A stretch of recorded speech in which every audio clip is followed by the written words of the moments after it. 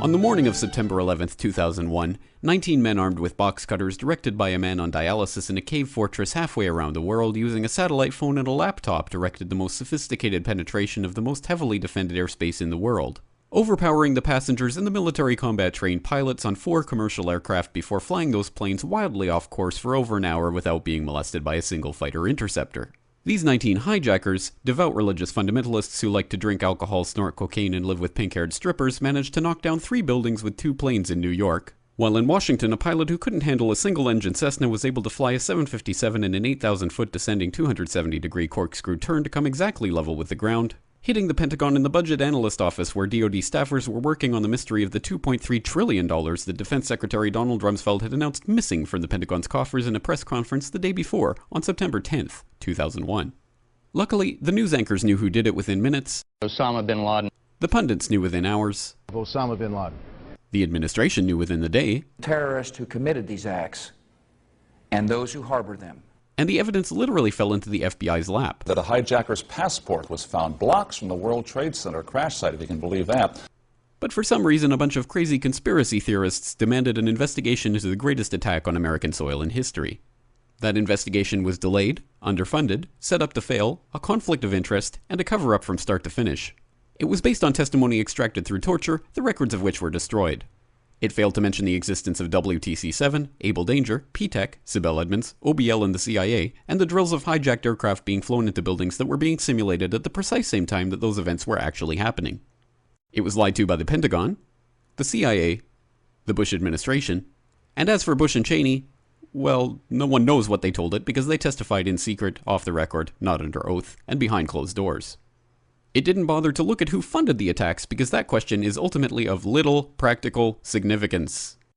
Still, the 9/11 Commission did brilliantly answering all of the questions the public had, except most of the victims' family members' questions, and pinned blame on all the people responsible, although no one so much as lost their job, determining the attacks were failure of imagination. Because nobody in our government, at least, and I don't think the prior government that could envision flying airplanes into buildings. Except the Pentagon, FEMA, NORAD, and the NRO. The DIA destroyed 2.5 terabytes of data on Able Danger, but that's okay because it probably wasn't important.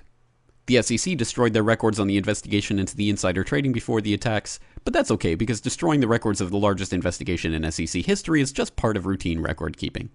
NIST has classified the data that they used for their model of WTC-7's collapse, but that's okay because knowing how they made their model of the collapse would jeopardize public safety.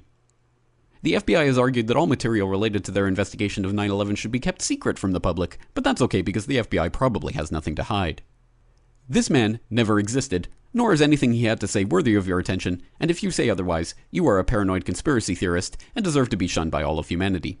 Likewise him, and her, and her, and her, and him.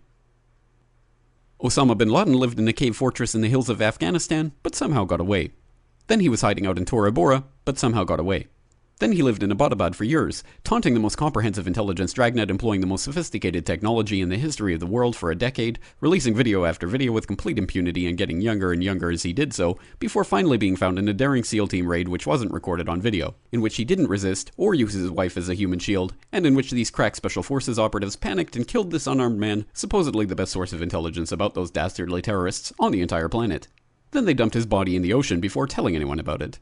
Then a couple dozen of that team's members died in a helicopter crash in Afghanistan. This is the story of 9/11, brought to you by the media which told you the hard truths about his head could be seen to move violently forward.